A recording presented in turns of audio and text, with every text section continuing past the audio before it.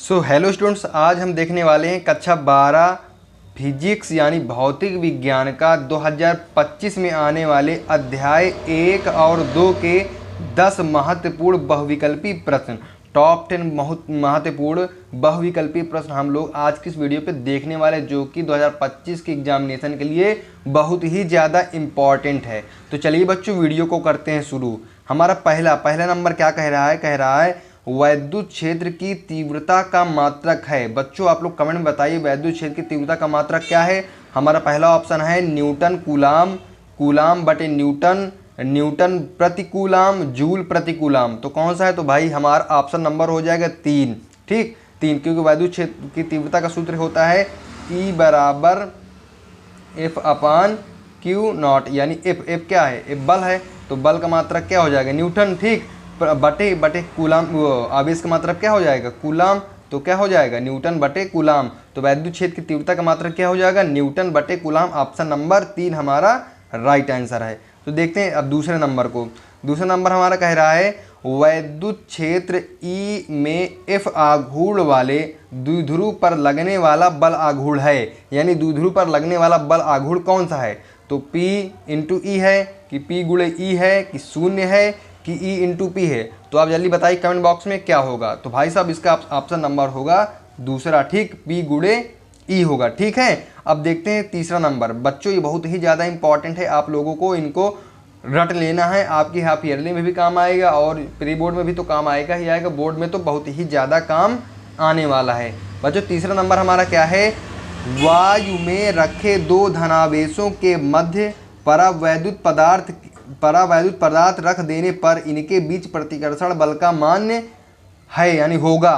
तो इनके प्रति बचा वायु में अगर दो हम धनावेश परावैद्युत पदार्थ रख दें तो उनके बीच जो प्रतिकर्षण बल होगा उसका मान क्या होगा? बढ़ेगा कि घटेगा कि वही रहेगा? क्या होगा भाई? भाई घट जाएगा। ठीक, क्या हो जाएगा? घट जाएगा। ऑप्शन नंबर 2 हमारा राइट आंसर है। अब देखते हैं 4 नंबर क्वेश्चन। बच्चों 4 नंबर क्वेश्चन कह रहा है निर्वात की वैद्युतशीलता का मात्रक। तो बच्चों निर्वात की वैद्युतशीलता मतलब ε0, इसी को तो निर्वात की वैद्युतशीलता कहते हैं, है ना? तो इसका मान क्या होगा? इसका मात्रक क्या होगा? इसका मान क्या होता है? 8.85 × 10⁻⁻12, यही तो होता है निर्वात की वैद्युतशीलता का मान। अब इसका मात्रक क्या है? तो भाई ऑप्शन नंबर पहला कूलाम स्क्वायर बटे न्यूटन मीटर स्क्वायर, ये हमारा क्या हो जाएगा? निर्वात की वैद्युतशीलता का मात्रक हो जाएगा। अब बच्चों चलते हैं 5वें नंबर प्रश्न की ओर। तो 5वां नंबर प्रश्न हमारा क्या कह रहा है? वैद्युत विभव का मात्रक, यानी विद्युत विभव का मात्रक क्या होगा? आप लोगों ने भाई सब पढ़ा ही होगा वैद्युत विभव का मात्रक, सबको पता है ये क्या है। ऑप्शन नंबर पहले देखो क्या है? जूल प्रति कूलाम है, जूल कूलाम है, वोल्ट प्रति मीटर है, न्यूटन मीटर बटे कूलाम स्क्वायर ये है। तो इनमें चारों में कौन सा ऑप्शन सही? भाई आप बताओ, कमेंट बॉक्स में कमेंट ही कर दो। नहीं कर सकते? चलो हम आपको बताते हैं। तो भाई इसका वैद्युत विभव का मात्रक होगा जूल प्रति कूलाम। जूल प्रति कूलाम इसका राइट आंसर हो जाएगा। जूल प्रति कूलाम इसका राइट आंसर हो जाएगा। अब देखते हैं हम क्वेश्चन नंबर 6वां। ठीक, इसको हटा देते हैं। क्वेश्चन नंबर 6वां देखते हैं। तो भाई क्वेश्चन नंबर 6वां हमारा क्या कह रहा है? कह रहा निम्नलिखित में से धारिता का मात्रक कौन सा है? तो भाई साहब धारिता का मात्रक आप बताइए क्या है? कूलाम है, एम्पियर है, वोल्ट है कि कूलाम प्रति वोल्ट है? तो भाई धारिता का मात्रक क्या होता है? सब लोगों को पता है क्या होता है? कूलाम बटे वोल्ट, इसका राइट आंसर हो जाएगा। ठीक मेरे भाई।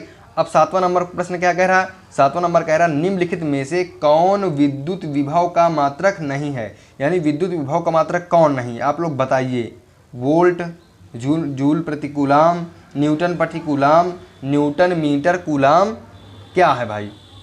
इन चारों में से ऑप्शन कौन सा है, यानी विद्युत विभव का मात्रक कौन सा है? तो भाई ऑप्शन नंबर हो जाएगा तीसरा। ठीक, न्यूटन प्रति कूलाम जो है विद्युत विभव का मात्रक नहीं है। ठीक मेरे भाई। अब देखते हैं 8वां नंबर। 8वां नंबर कह रहा है वायु में रखे दो धनावेश के मध्य परावैद्युत पदार्थ रख देने पर इनके बीच प्रतिकर्षण बल का मान, यानी कि अगर वायु में दो धनावेश के मध्य, यानी दो अगर धनावेश हैं उनके मध्य अगर हम परावैद्युत पदार्थ रख दें तो इनके बीच जो प्रतिकर्षण बल का मान होगा वो क्या हो जाएगा? बढ़ेगा कि घटेगा? क्या हो जाएगा? तो भाई ऑप्शन नंबर 2। यार मुझे लग रहा है ये 2 बार प्रश्न हो गया है, लेकिन कोई बात नहीं। ठीक, कोई बात नहीं, घट जाएगा। ठीक, आप लोगों को भाई बता देना चाहिए यार कि 2 नंबर हो गया। कमेंट करो ना, क्या कर रहे हो यार भाई। अब देखते हैं सवाल नंबर 9वां। 9वां नंबर कह रहा है एक बिंदु आवेश पर विद्युत द्विध्रुव के कारण लगने वाला बल निर्भर करता है। यानी अगर एक कोई बिंदु आवेश है उस पर विद्युत द्विध्रुव के कारण जो लगने वाला बल वो किस पर निर्भर करता है। भाई ये अगर आप लोगों ने थोड़ा सा भी पढ़ा होगा तो पहले चैप्टर में आपने पढ़ा होगा कूलाम का नियम। तो भाई ये कूलाम के नियम पर ही निर्भर है। कूलाम का नियम क्या है, मतलब इनका दो आवेशों का क्या हो जाएगा, गुणनफल किसके बराबर होता है, बटे r घाते 2 के बराबर होता है। यानी किस पर निर्भर करता है भाई, इसमें देखो F अनुक्रमानुपाते 1/r है, दूसरा नंबर F अनुक्रमानुपाते 1/r घाते 2 है, F अनुक्रमानुपाते 1/r घाते 13 है, F अनुक्रमानुपाते 1/r घाते 14 है। तो इसमें कौन सा हो जाएगा भाई, भाई जो हमारा आवेश है उनकी दूरी जो गुणनफल होता है उनके दूरी के F समानुपाते Q1 Q2 आए और वो F अनुक्रमानुपाते 1/r घाते 2 के, यानी दूरी के क्या होता है, दूरी के क्या होता है, दूरी के घात के वर्ग के व्युत्क्रमानुपाती होता है ना। तो ऑप्शन नंबर क्या हो जाएगा, 2 हमारा राइट आंसर हो जाएगा इस सवाल का। ठीक मेरे भाई, अब देखते हैं सवाल नंबर 10वां और अंतिम सवाल और मोस्ट इम्पॉर्टेंट सवाल। यानी ये सवाल लगभग पूछा ही गया है पिछले साल के पेपरों में, है ना मेरे भाई। तो उसमें कह रहा है एक संधारित्र की धारिता निर्भर नहीं करती। यानी अगर कोई संधारित्र है उसकी धारिता किस पर निर्भर नहीं करती, है ना। तो किस पर निर्भर नहीं करती, ऑप्शन नंबर 1 है प्लेट की आकृति पर, दूसरा है प्लेटों के आकार पर, तीसरा है प्लेटों के आवेश पर, चौथा है प्लेटों के बीच अंतराल पर। तो भाई किस पर निर्भर नहीं करती है, तो 10वें का राइट आंसर हो जाएगा तीसरा नंबर, प्लेटों के आवेश पर ये बिल्कुल भी निर्भर नहीं करती है। कौन, संधारित्र की धारिता। ठीक, प्लेटों की आकृति पर निर्भर करती है, ठीक निर्भर करती है, ये राइट आंसर नहीं, राइट आंसर इसका यही वाला है। ठीक भाई, अब प्लेटों के आकार पर निर्भर करती, प्लेटों के बीच अंतराल पर भी निर्भर करती है, लेकिन किस पर निर्भर नहीं करती, प्लेटों के आवेशों पर, जो इसमें प्लस प्लस प्लस ऐसे आवाज दिए रहते हैं ना धारिता पर, तो उस पर क्या होता है, निर्भर नहीं करती है संधारित्र की धारिता।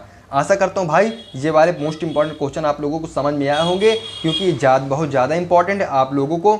अगर आप लोगों का हाफ ईयरली एग्जाम यानी अर्धवार्षिक परीक्षा भी आ रहा है, हाफ ईयरली एग्जाम जो आ रहा है आपका, इसमें भी ये बहुत ज़्यादा इंपॉर्टेंट है। ठीक मेरे भाई, और बोर्ड एग्जाम के लिए तो इम्पॉर्टेंट है ही हैं दोस्तों। अगर आप लोगों को मोस्ट इंपॉर्टेंट क्वेश्चन चाहिए कक्षा 12 के लिए, तो हमारे चैनल को आप कर सकते हैं सब्सक्राइब और एक कमेंट कर दो प्यारा सा भाई कमेंट। ठीक, आप लोग कमेंट नहीं करते तो एक प्यारा सा कमेंट कर दीजिए। ठीक, और चैनल को सब्सक्राइब तो आप लोगों को कर ही लेना है, क्योंकि इसमें जानते हो अभी तो भाई थोड़े मोस्ट इंपॉर्टेंट आ रहा है, बाकी जब एग्जाम का टाइम होगा, किसका, एग्जाम का जब टाइम होगा तो भाई एकदम भर के, कितना भर के आप लोगों को आएंगे मोस्ट इम्पॉर्टेंट क्वेश्चन। ठीक मेरे भाई, तो अपने भाई के एनसीईआरटी वाले भैया को कर लीजिए सब्सक्राइब, ताकि आप लोगों को मोस्ट इम्पॉर्टेंट क्वेश्चन की वीडियो सबसे पहले आपके पास नोटिफिकेशन आ जाए। आशा करता हूँ आप लोगों की वीडियो पसंद आएगी। तो भाई अगर वीडियो पसंद आएगी तो चैनल को सब्सक्राइब करें, वीडियो को लाइक करें। धन्यवाद।